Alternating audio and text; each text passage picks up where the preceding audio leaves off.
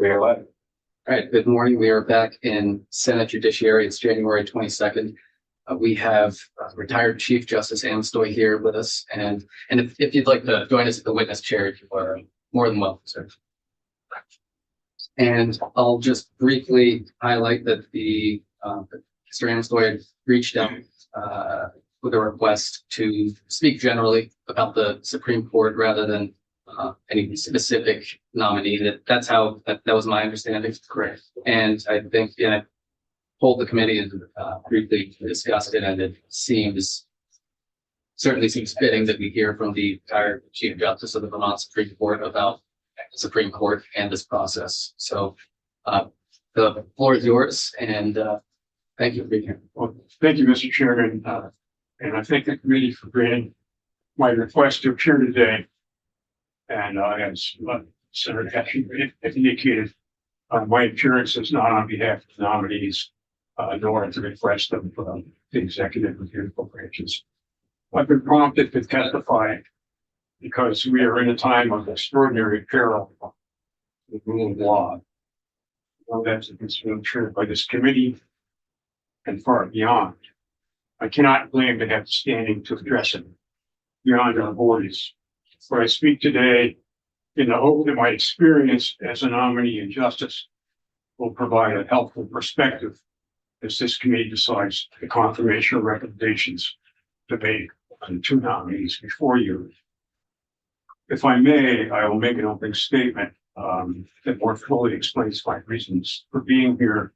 If I've timed it correctly, less than 15 minutes, but about that. And then, of course, I welcome a chance to respond to any questions. I also take the liberty, if I may, of very briefly giving you some chronology, since I had to go back and confirm these dates myself. I doubt that the years my relevant experience springing directly to Vermont. I was elected Attorney General in 1984. I was reelected 6 times. In 5 of those elections, I had a nomination of the Republican and Democratic parties. In 1997, very shortly after being sworn in to my 7th term as Attorney General, I was nominated by Governor Dean to be Chief Justice of the Vermont Supreme Court. It was a nomination no one expected, least of all the nominee. I was sworn in as Chief Justice on January 31st, 1997, served on the court until the summer of 2004. When I left to become a fellow at the Harvard Kennedy School. I was there for 10 years, during which, among other responsibilities, I initiated a debate committee and study of judicial leadership. As you know, these hearings began 1 week ago with the testimony of nominee Christine Nolan, who I just met for the first time today. Christine began, as I did when I was the nominee, by thanking her spouse.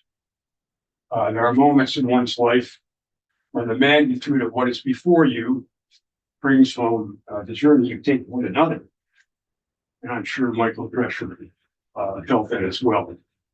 But here, and I must ask for Christine and the committee's indulgence, it was Christine's tribute to her wife that struck me with special force, because it was 29 years ago to the day that I was before this committee that has a nominee.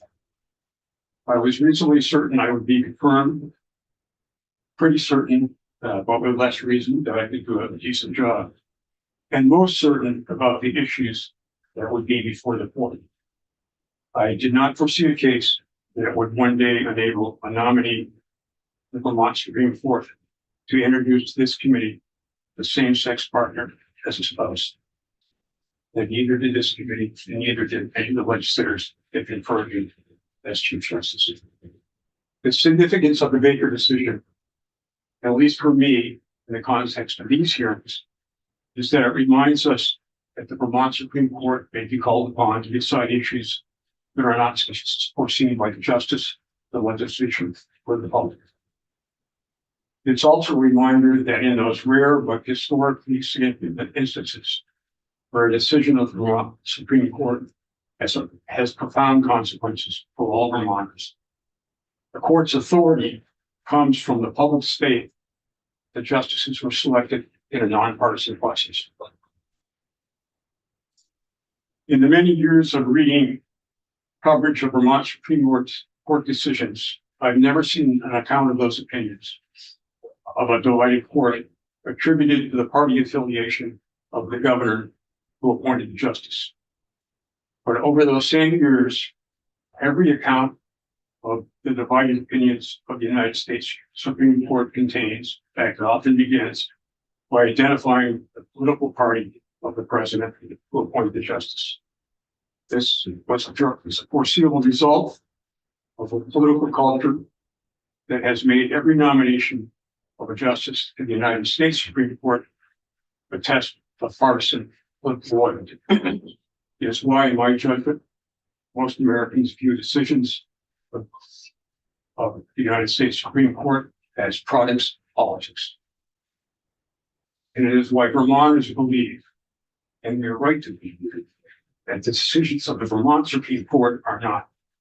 So one of the reasons I believe it was important for me to be here today is to emphasize the significance of deciding the confirmation of judicial nominees on the basis of qualifications in a manner that keeps faith with Vermont's nonpartisan tradition of judicial confirmations. I was about to say that I cannot imagine what I can, and so can you, what it would have been like if the Baker opinion directing the legislature to establish equal rights for same-sex couples had been decided by justices who were placed on the bench by a partisan political confirmation process. But I do understand that the decisions you will make on the nominees are not without controversy. Yeah.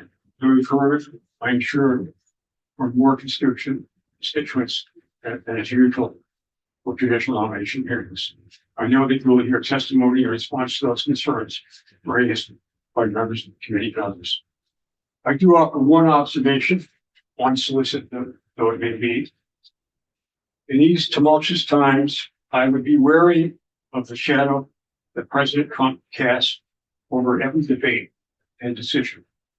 Everything he touches, and he seems to touch everything, somehow ends up being about him. But a judicial confirmation is first and foremost about the fitness of a nominee to serve on the court. This is not the first time that Senate Judiciary Committee has had to decide whether to recommend a nominee whose participation as a government lawyer in a controversial case was questioned by many, including members of the Senate Judiciary Committee. There is, I believe, an instructive lesson to be drawn from the confirmation hearings of Judge Dean Pinellas. In 1984, the state attempted, in a massive use of state police force, to take into custody children who believed were being abused at the Northeast Kingdom Community Church. It's one known in history as the raid on Island Pond. It has been described as one of the most notorious events in Vermont's legal and political history. I was then first-time candidate for Attorney General, and the description does not overstate the magnitude of the event, which was front-page news across the country. Judge Frank Mahady, in dismissing the warrants, characterized the decision of Governor Snelling to intervene in Island Pond as a grossly unlawful scheme. Dean Pinellas was Governor Snelling's legal counsel. Case, not unlike the ones implicated in these hearings, came a flat point for those who were concerned about the nominee's role as a public lawyer and his commitment to civil liberties. But as Judge Pinellas himself has noted, the committee heard from witnesses gave a more accurate picture of who I was. Dean Pinellas became one of Vermont's most respected jurists. And he capped that with a decade of distinguished role as an international judge. I cite that example knowing that past is not always controlled on.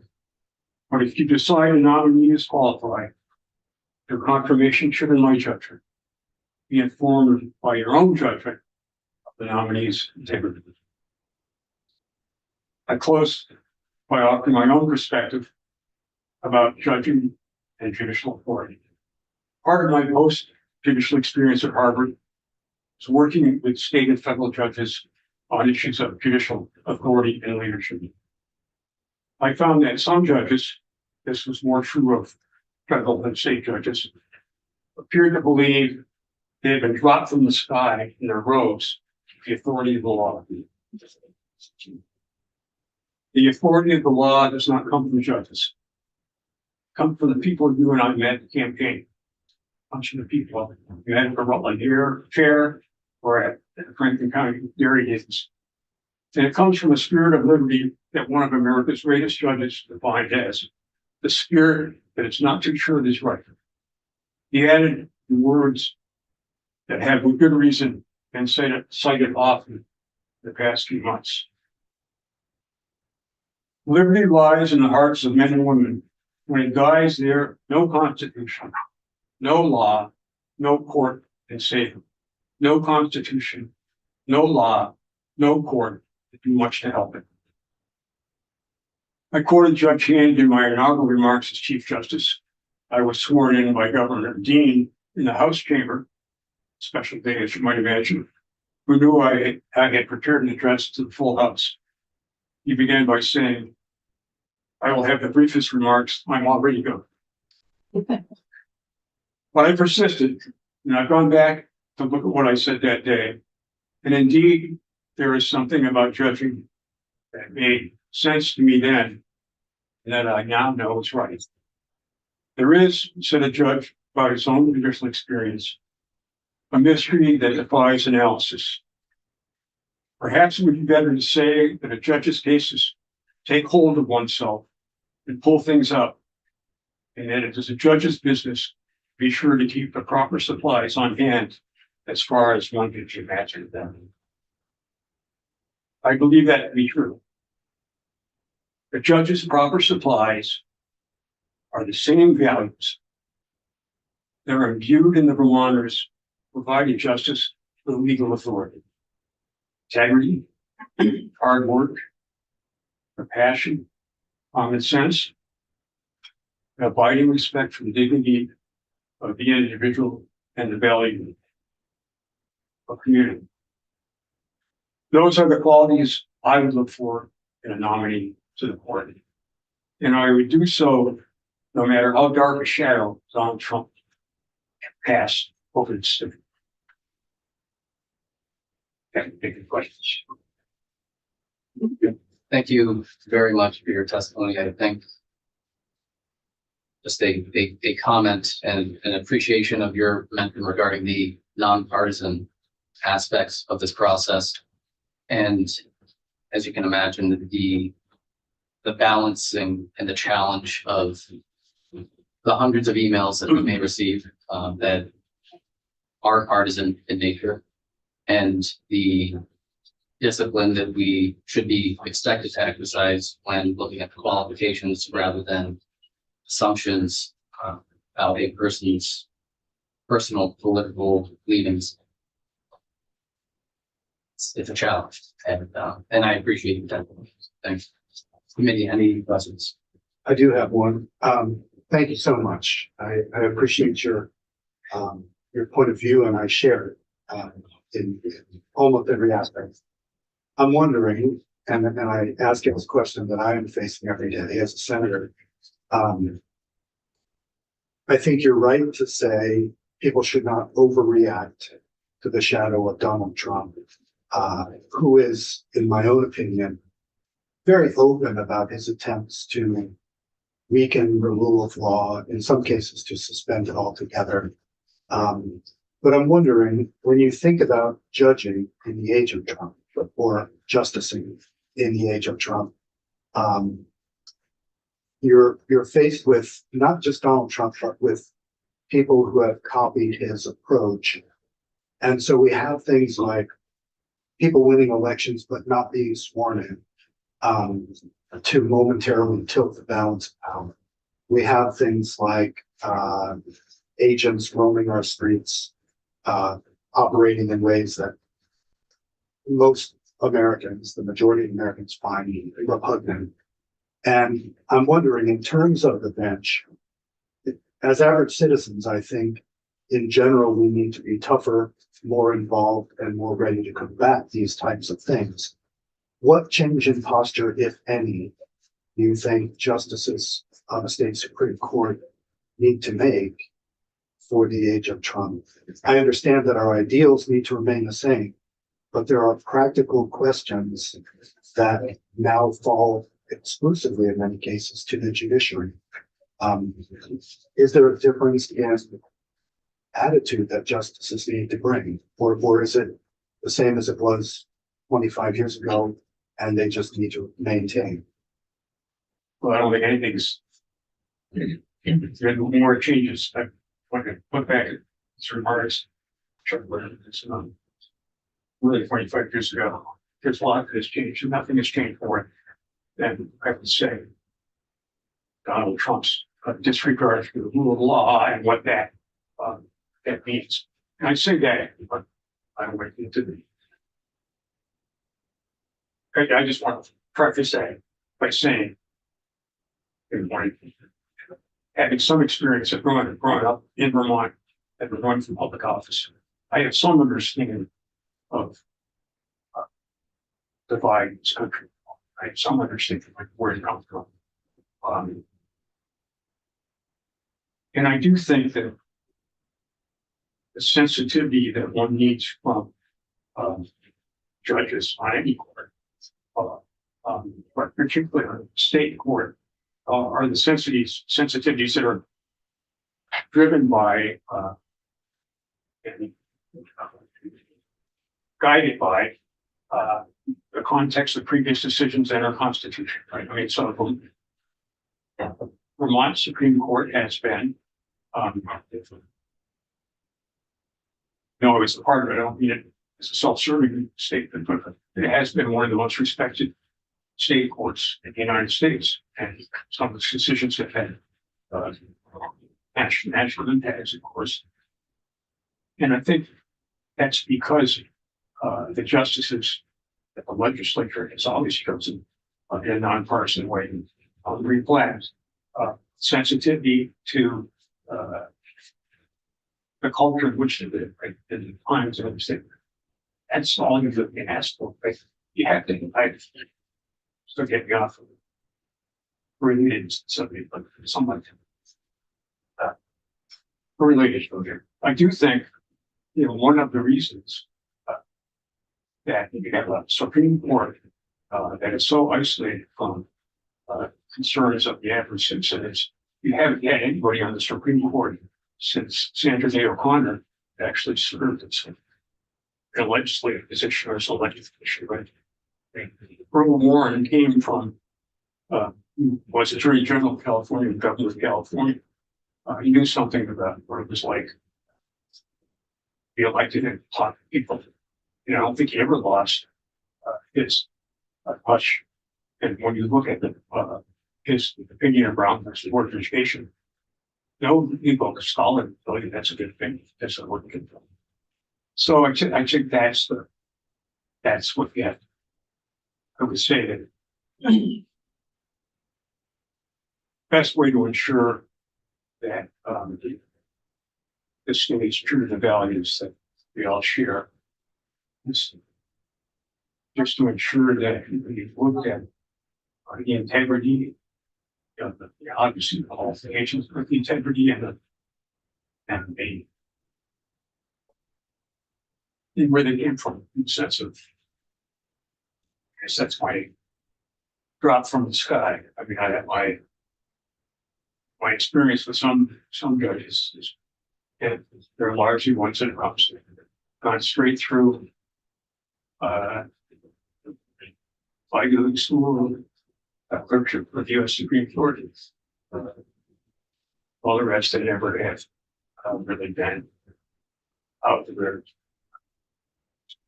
Might actually learn something about how law affects them. First, so I guess that's a long history, but that's like, Thank you. Any other questions, Senator Wilson? I do, and the first one is a little bit of a jump off of Senator Byrd's question, and it's just to sort of get a sense of what the Vermont Supreme Court's role as sort of a backstop to those federal erosions of many rights. well, I think the backstop is that Vermont had. There's certain instances where a decision of the Vermont Supreme Court would be preempted, but where it's not, we have a constitution that's, one of the, I think, one of the great documents of American democracy, right? And, for example, the Common Benefits Clause, that was the basis upon which the court decided that it's a constitutional right to the rights and obligations and duties of same-sex marriage. And that's the example I'm most familiar with, of course. There are other examples of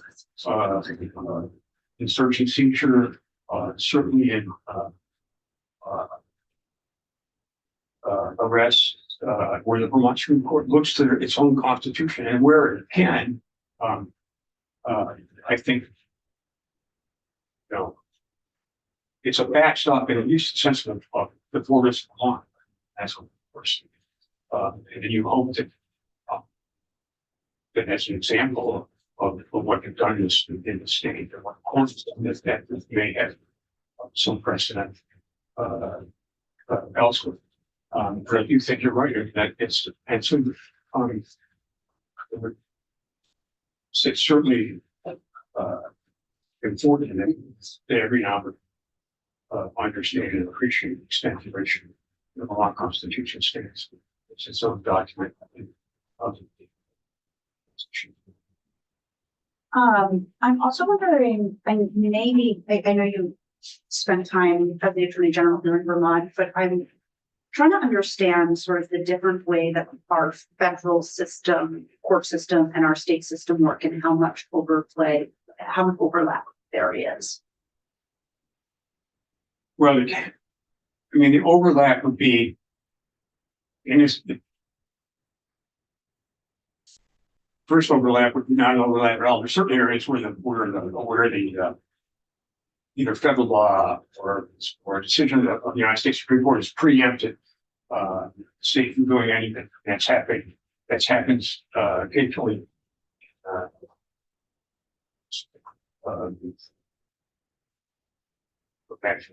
I give one example from my own experience. The legislature in ancient history had passed a law to prohibit I think the additives in milk. Yes. But that law was preempted by federal law, right? So and there have been other examples, of course, going on from the pharmacy.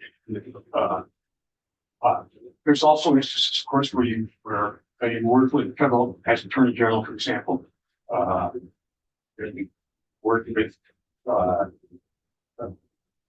U.S. Attorney's Office in investigation and prosecution of, for example, drug companies. So there's certainly instances of overlap, but I do think that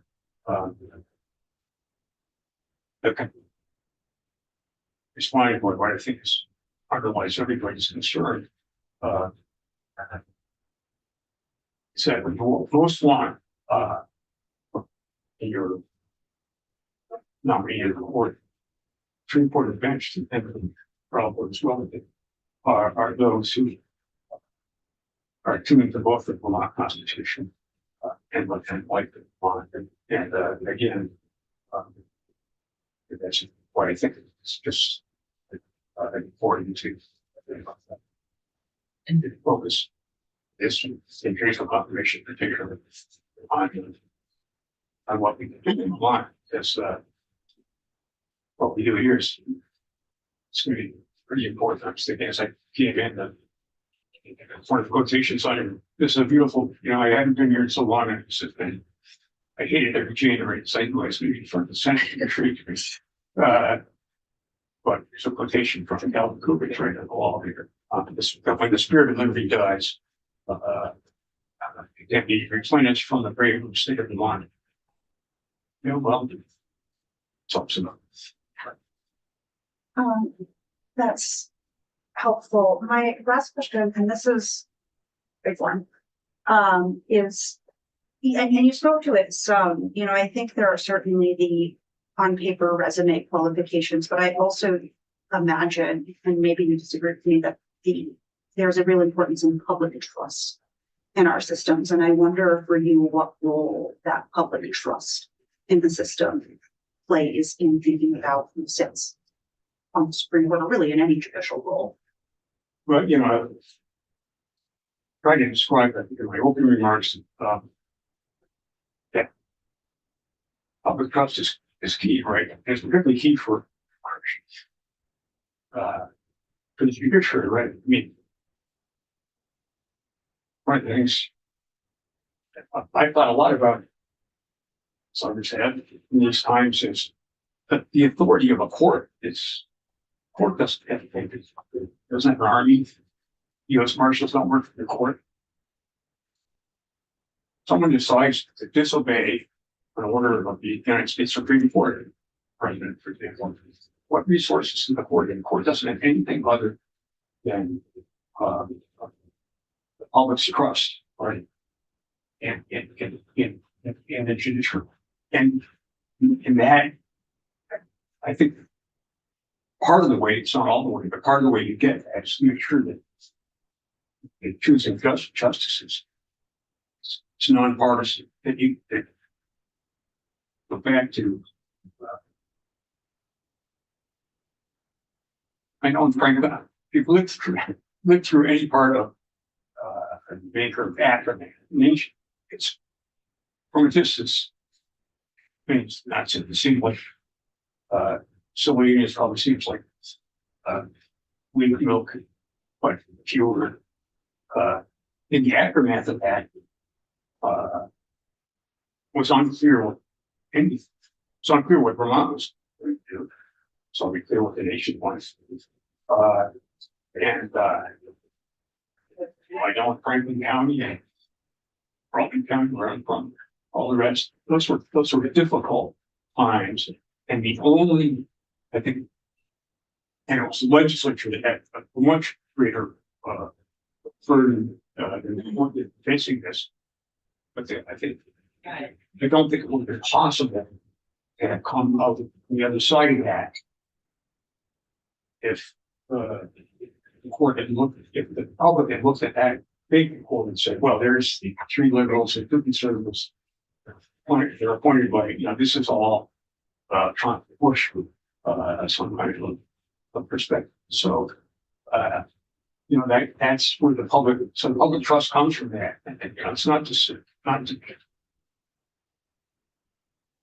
diminish, the tough decisions you have. I understand this, but I would just, as I indicated, try to focus on what I think is bedrock of Vermont's judicial system, and that's the public's belief in its nonpartisan independence. So, Thank you. I just had one more that came up as you. I'd like to make sure that Okay. other senators also have an opportunity, but we're running up on time. And then we have a back, but other senators, do you have any? I'm good for and anything. Okay. You were on the bench with Baker decision, yes? so I imagine, and from what I've heard from legislators that were in the legislature at that time, that was a very charged time with lots of very intense opinions.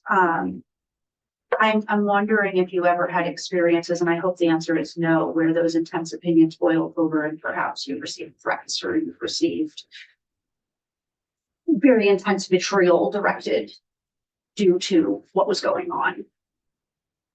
yeah, I certainly did. I think some legislators were at a greater risk than right underneath. When I said it, I can't imagine what it would have been like to have been a part of the court that had decided the case. I also can't imagine what it would have been like if we had that today. Harrelson, who's somebody comes through the door that if I had voted this one, probably would have shot it and would probably something. And I know there are senators and legislators that were extreme threat. So, temperature hasn't gone down any today. So I think that, I don't like once.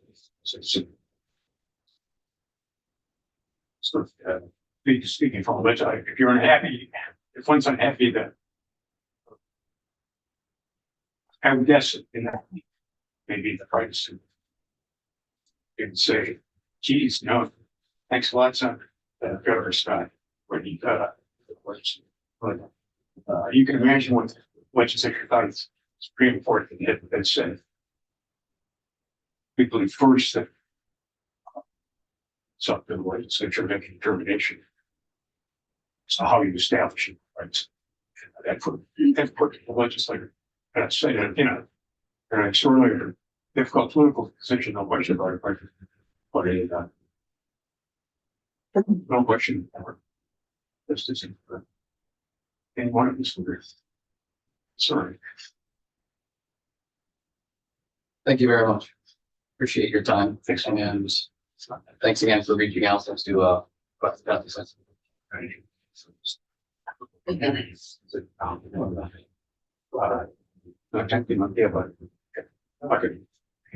been up to so look at roads. Thank you. Thank you. Okay. We are right on time. All right, sitting on your phone. Want me now? Yes. Okay. Switch gears here. Morning. Morning. So we are back for the second and presumably final hearing for Ms. Nolan, in which we provide the opportunity for Ms. Nolan to respond to any testimony, good, bad, or indifferent. And essentially all of the testimony that we have received has been written testimony that I know every senator, especially those of this committee, have been receiving in their inboxes. And we also have a long list of testimony that has been written testimony to the committee page. Presumably, you've been looking at those. I believe I've seen all of them. Yes. And I'm assuming you've perhaps formed opinions or potential responses to some of these testimonies, if not all of them. And this is also an opportunity for us to ask any final questions before we move on to voting next week. Absolutely. So I'll give the floor to you if you have any opening remarks and responses. I do have a few. I'll try to keep it brief and I'm of course interested in what your questions are. We do have an hour. Okay. You got something. Still, sometimes it's best to see what you're interested in. And so I'll leave time for that. First of all, it's good to see you all again. It's been really nice to meet you in this process. Well, I guess I've met you and you before, but it's nice to meet you. And thank you for having me back for this opportunity. I just wanted to start by saying that it has been an honor to be a part of this democratic process, this process that you've created. And so thank you for it. I think it's been inspiring to see Vermont democracy at work. We do things differently here, and I like it, and I appreciate being a part of it. It's made me very proud to be a Vermonter, and I've always been proud to be a Vermonter, but I'll tell you no less so than now, and for being in this process. And I appreciate the dynamics that you were pointing out, Senator, and how difficult your jobs are. You kindly recognize, that the nominees have been under pressure, but I understand that you all are under pressure too, and I appreciate the good work you're doing. I want to thank all citizens who wrote letters in this process, no matter what they said. It is just, I can't overstate how inspiring it is to see this level of citizen engagement and citizen action. And that is, I will just say that. It is so, I will say it is so important for citizens everywhere to be engaged on these important issues. And we Vermonters are. And as this process shows, and I'm just very proud of it. I'm going to add a little here and just say that, you know, for all of those Vermonters who wrote in, that's what I want to serve. And I wanted to, you and I had talked about, Senator Bykowski, you and I had talked about the concept of a bulwark. I think I had said I would want to be a bulwark. And you kind of sort of brought this up again. And I think that you're absolutely onto something. I think that the Vermont Supreme Court is the backstop in many ways, because we have a separate legal system and we do things differently here. And I would say that, I guess I was just thinking over here, not only do I want to be a backstop and a bulwark, I want to be what I think a justice should be when they're upholding the rule of law, the backstop and a bulwark. But more than that, I just want to come back to something that I said in my last testimony, which is that the Vermont Supreme Court has been ahead of civilization on so many issues in the past, some of which former Justice Amisoy just touched on. And so I don't just want to be a backup. I want to be a model for civilization. I really believe that the Vermont Supreme Court has been that. When you look at its jurisprudence on slavery, 50 years ahead of the rest of the world, on gay marriage, or the rights of same-sex couples. I want to continue in that tradition of being a model, not just wait and be a backstop, but be a model for getting things right. You know, people don't want to wait 50 years for courts to get things right. And so I'll leave it at that. That's the kind of justice I want to be. The comments that I wanted to address, of course, pending your questions, I wanted to touch on my state court experience again, and also the fact that I am a defense attorney, because I think maybe there's still some misunderstanding there. I want to just make sure I can be as clear as I can about my experience.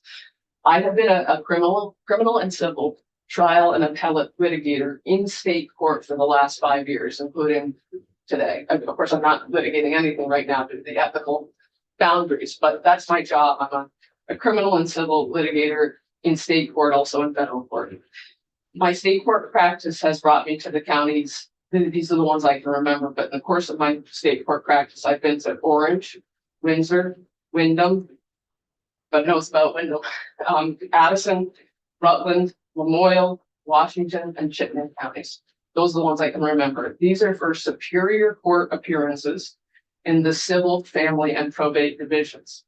And again, this is practice as a criminal defense attorney and civil litigator.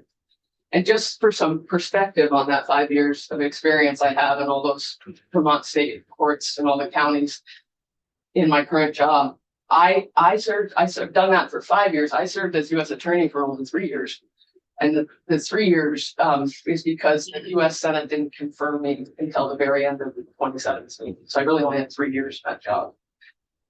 And then over the course of my state practice, and again, I just want Vermonters to understand, I've done a lot of it. In the course of my state practice, my law partners will tell you I've become sort of the firm's resident expert on some state law issues. So they come to me in the firm about RFAs and anti-stalking petitions and Chin's litigation and all of these different, of course, criminal defense work, all of these different things I've done in my state court practice. So I'm in the state courts practicing every day. And that's where I'll be again. I hope I'm confirmed, but that's where I'll be again if I'm not confirmed. And then I wanted to say, just on the overall skill set of being a judge, I am confident, and I think, you know, if you saw my references, I think my references are too, and some of the supportive letters that came in.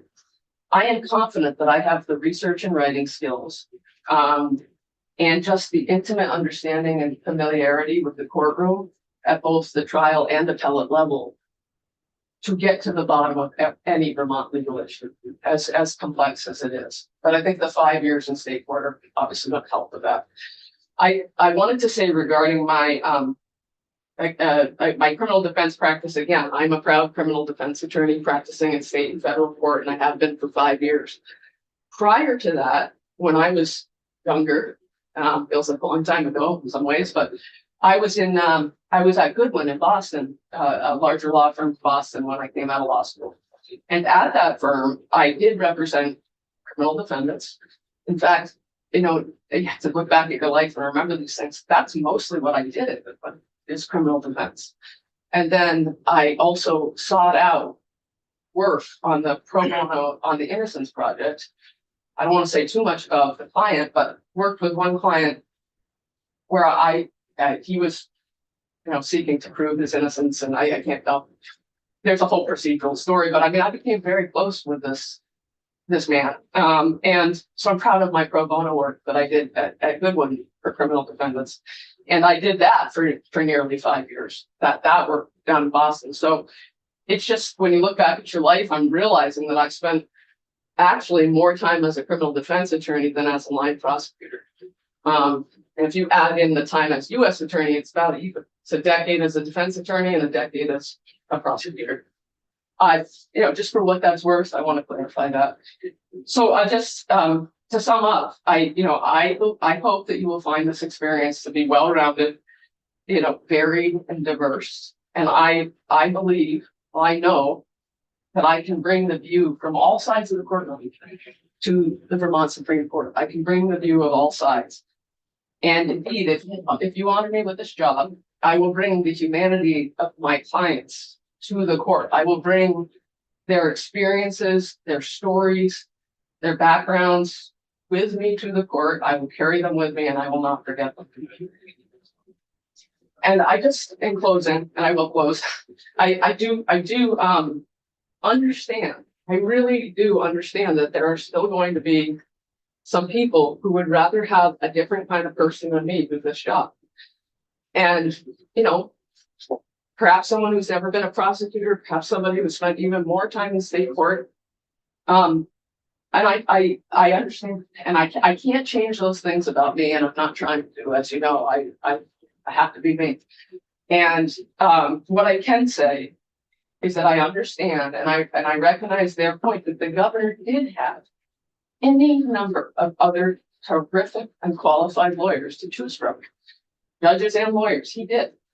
And what I'm going to say about that recognition is that it's just incredibly humbling, but it's also incredibly motivating. And what I mean by that is, if I'm so fortunate as to be confirmed by you, I intend to be an excellent justice for all Vermonters, including those who have doubts. And I'm motivated to be that for them. And I promise you and them that I will faithfully and fairly apply the law to the facts and the Constitution to the facts, uphold the rule of law, protect our rights, and make good decisions for Vermonters of today and for generations to come. Thank you. I do have, I believe, just 2 questions. And this goes to a political issue that was raised several years ago at this point, and a position that you held and regarding a policy proposal that is now part of our Constitution. Several years ago, you expressed skepticism about Proposition 5, which is now Article 22 of our Constitution.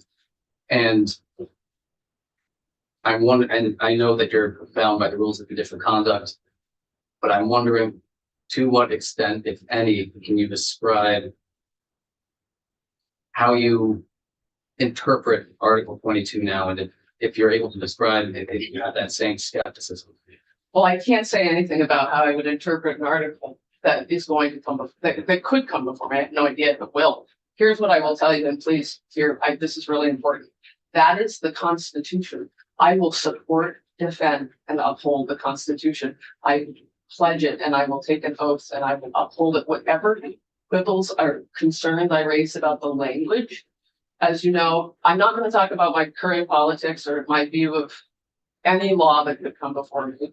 As you know, in 2022, I think, should say, as you know, perhaps you know, I was a pro-choice candidate. I took a lot of positions. But the bottom line is that is part of the Constitution. I will support and defend it. and I will apply it faithfully. I will follow the Constitution. The Constitution is supreme, and I will follow it. And I guess just on my positions in 2022, my positions sometimes change, and I want to point out that this is a very fast changing world that we're living in. But they are irrelevant to the job of faithfully applying and upholding and defending the Constitution. I will defend the Constitution of Vermont, and I will not substitute any of my personal political views. We are people, right? Even judges are people. I will not substitute any personal political view, whether it's a broad stroke view or a nuanced view, for the law. I will follow the law.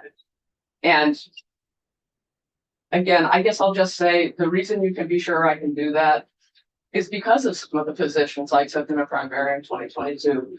I was a pro-choice candidate. I supported, and these are positions, I'm just talking about the record, not my current positions and not how I would rule. But I supported a woman's right to choose, and I called for federal legislation to restore that right across the country. So I'll leave it at that. And I supported Justice Jackson's nomination to the U.S. Supreme Court because I thought she was well qualified.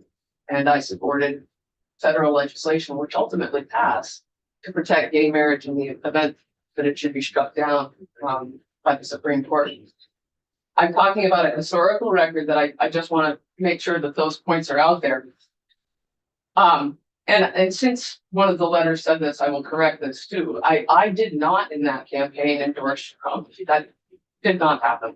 Nor was I endorsed by him. In fact, another fellow was. And I didn't seek his endorsement. I've never met him. I've never communicated with him. It's just the fact that I am rebutting, and it's a historical. I just want to set the factual record straight. None of those positions that I just outlined were popular in a Republican primary, and the results bear that out. And so be it. So be it. Because I will do what I think is right. I will do what I think is right, regardless of whether it's personally or professionally advantageous to me, regardless of how many people it pleases, regardless if it's popular or most voters would like it. I will stand on principle in this job, and I will follow the law and support to defend the Constitution of Vermont. Thank you. That actually answered my second question. So I all set for that. So there's any other questions? Well, the only question I had was, it appears to be a statement at this point in time, because many emails and letters and so on we've been getting in reference to these two nominees, one being yourself, is what are your thoughts on, as the public is looking at this, as to sending two prosecuting attorneys to the Vermont Supreme Court? But you've explained that you've spent probably more time as a defense attorney as a prosecutor, but if that was to happen, what would be your stance on that? Or maybe reiterate that someone, your thoughts on sending two prosecutors. You'd be sending a defense attorney in me. And I'm proud of that work. So and I love it. I love that work. So I'll just leave it at that. So I think there is a diversity in the choices that are being made. And I can only speak for myself. I bring, I think, a very diverse background, having worked with, having advocated on both sides of the panel, and having worked with so many different people in different forms of trouble, duress, the worst moments in their lives. And so I think that bringing that immediate real world experience to the bench is going to bring some diversity to the bench. At least I hope so. If I confirm.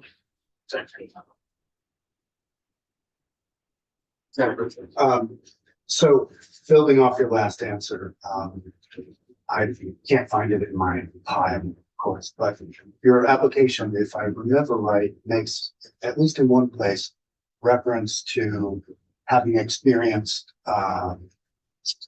bias or prejudice yourself. And I think that's an important thing, for the court to have is an awareness that there is systemic bias and that justices on that court have experienced that and bring that into their decision making. I'm wondering if you can broaden it out. We heard from Justice Amsler about the Baker case and the follow on from that. But I'm wondering, your own experience, I'm imagining it gives you empathy for other groups that are experiencing that, especially in this moment. And I'm wondering if you can just talk a little bit about that, what you might bring to the court based on your own experience pushing against the system that was, in some moments attempting to injure.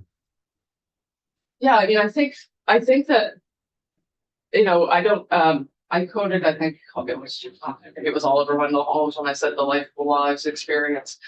And I think somebody else said I'm not a potted plant.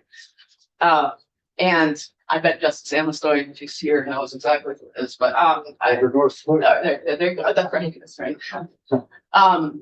And so I do think that what I can say about this is that there is bias and discrimination in the institutions in this world. I've seen it firsthand.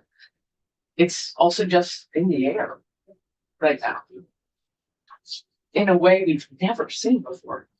And so what I come back to is that the independence of the court and my commitment to pushing back against, or not pushing back, but to being independent and open, as the canons call for, independent, having fealty to the law.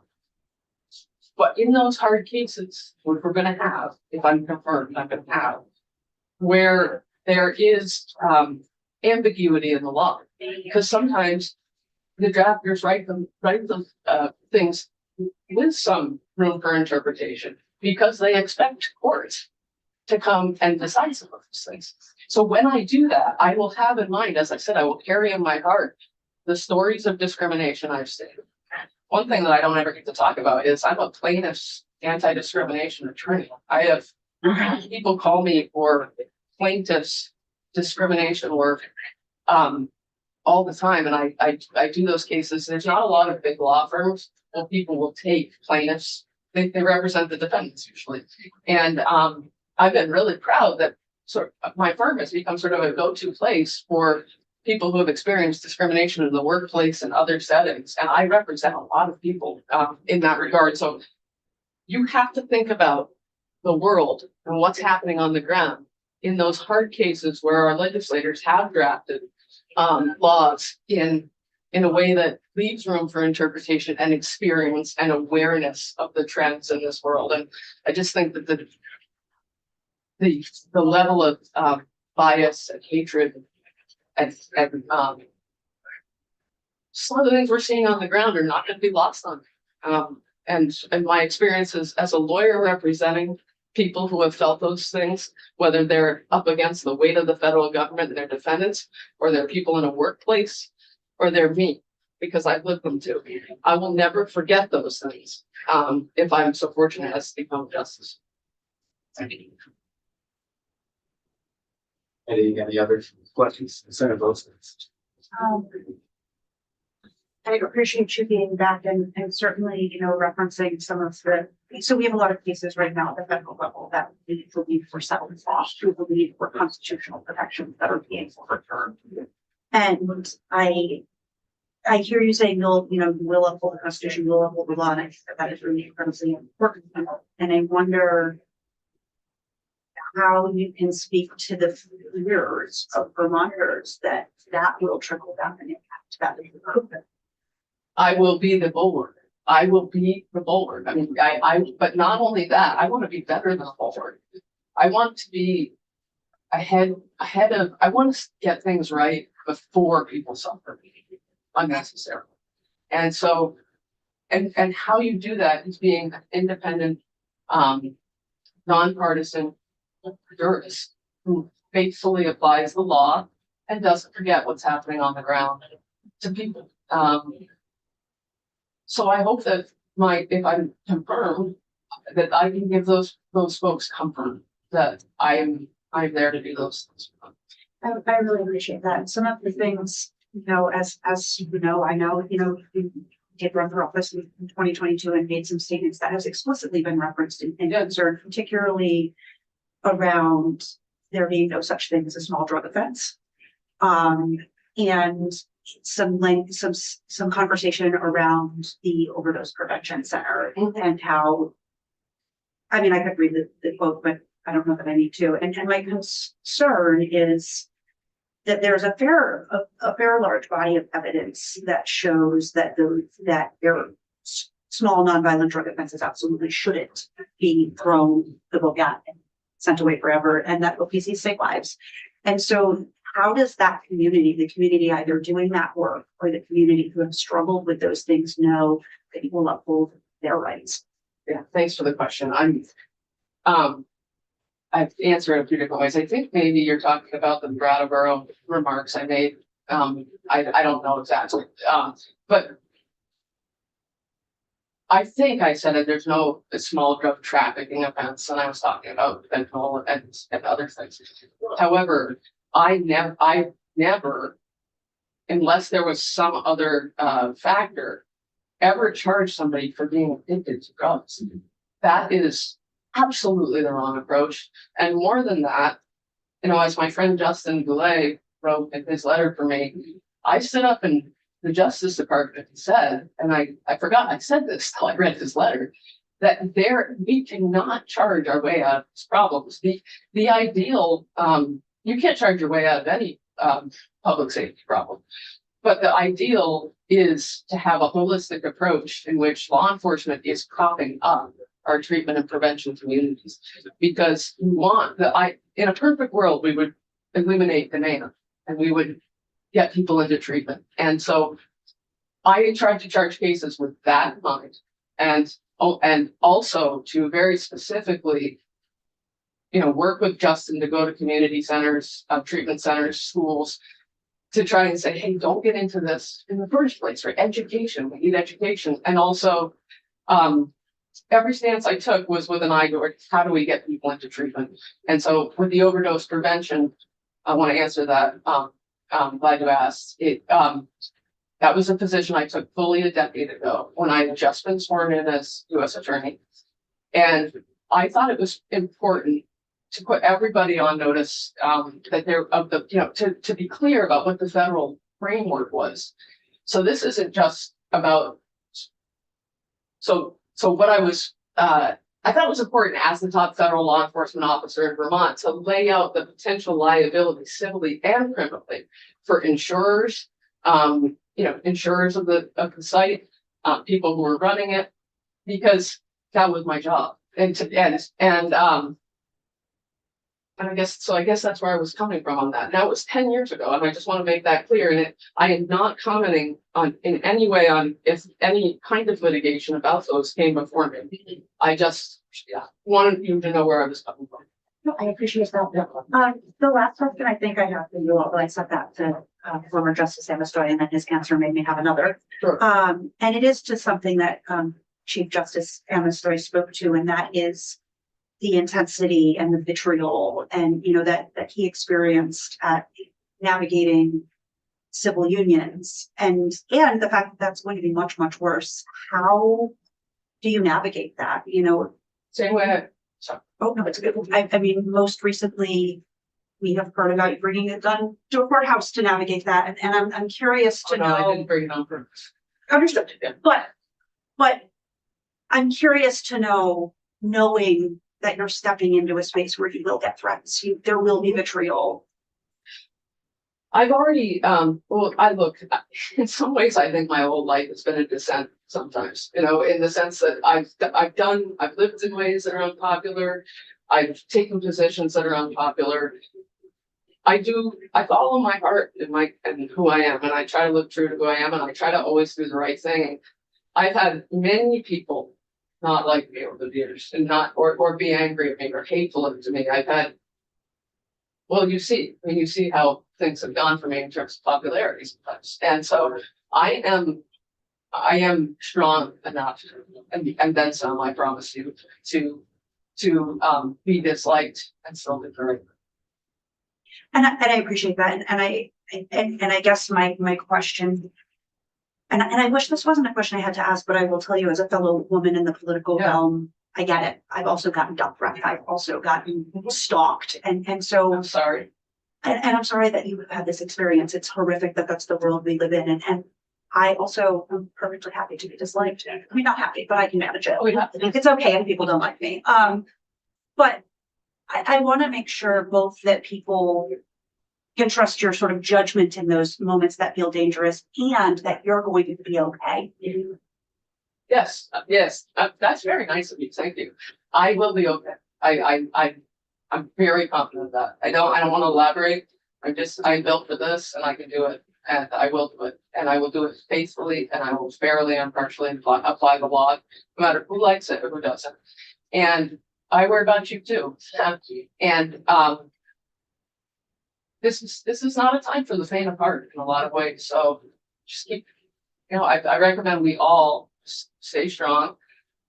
I won't make that. I'm going to be not going to make that mistake because, as you know, it was not meant to be. And I regret that it happened. And but so I'm not going to be taking measures like that. But I'm going to stay strong. And I hope all of you do. I really appreciate that. And I really appreciate your willingness to admit that you were wrong and that you made a mistake. And I hope that the referring justice process was impactful and you continue to carry the importance of that through wherever things take you. Absolutely. I can't thank those people on the panel enough. They helped me with a lot of things related to it. And so glad we have that as part of a pathway for people to go for Vermont boards. It can be a life-changing experience, unfortunately, one that is not afforded to everyone and certainly not afforded justly. I know of another case in Windham County where a woman who was going for an RFA declared the gun at security and was immediately arrested and charged with a misdemeanor. So, and I can't speak to that. no, of course not. But the fairness is the piece that I want. The justice system should be fair, and I acknowledge that. I appreciate that. Any other questions? Yeah, I was gonna say, I've been in situations where we're voting for confirmations, never for Supreme Court, but going through the process, you're looking at the merits of each individual and what that position is that they're going to be held. So along the lines of Senator Rehowski, get a note, get an email, you talk to somebody and they have support or against whoever that nominee is.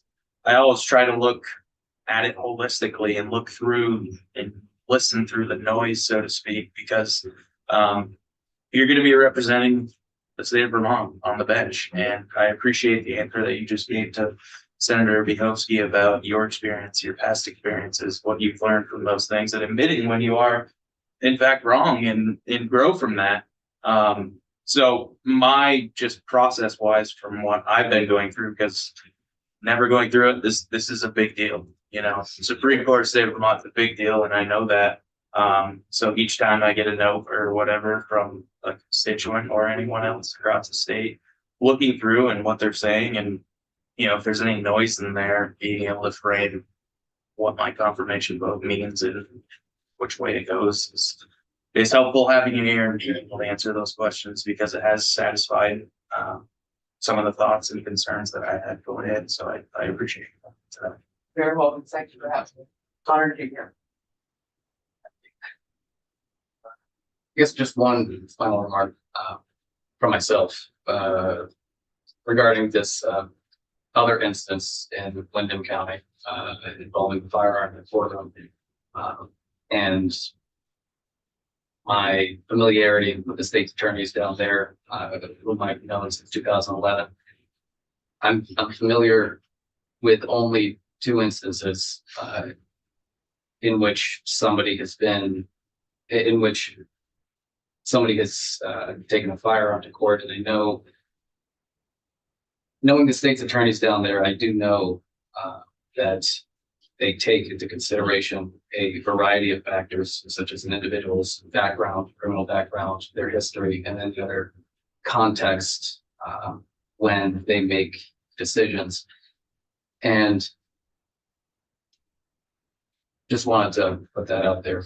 And also one totally different subject there. I just wanted to clarify something I had mentioned earlier. I had mentioned that semantics here, but I had mentioned that I had received hundreds of emails, which were partisan in nature. I will reword that. I have received hundreds of emails, many of which, but not all, have been partisan in nature. That's all I got. Thank you. So thank you all. That adjourns this hearing. We will, I did actually have another question. It was the same question that I asked. it's not adjourned. Sorry. It's the same question I asked, the other nominee, and I just think it's only fair to, given that he put himself on the record, to put you on the record for that as well. And that is around your views of the death penalty. Well, I'm not going to state my personal political beliefs. I can tell you what my work on the death penalty has been. I settled 2 death penalty cases while, I'm sorry, the first one was not settled by me. So there was, when I was in the U.S. Attorney's Office, there was, there was the Michael Jakes case. That case was, settled for life in prison. And I was gonna say that was me, but that wasn't. I was in the office though. Then there was the Terry, the victim was named Terry King. I can't remember Michael. I'm not gonna be able to remember the defendant's name, but I was U.S. attorney and there was a death penalty case. And it involved the brutal murder of an elderly woman who was kidnapped from a grocery store and beaten in the woods while she prayed and begged for her life.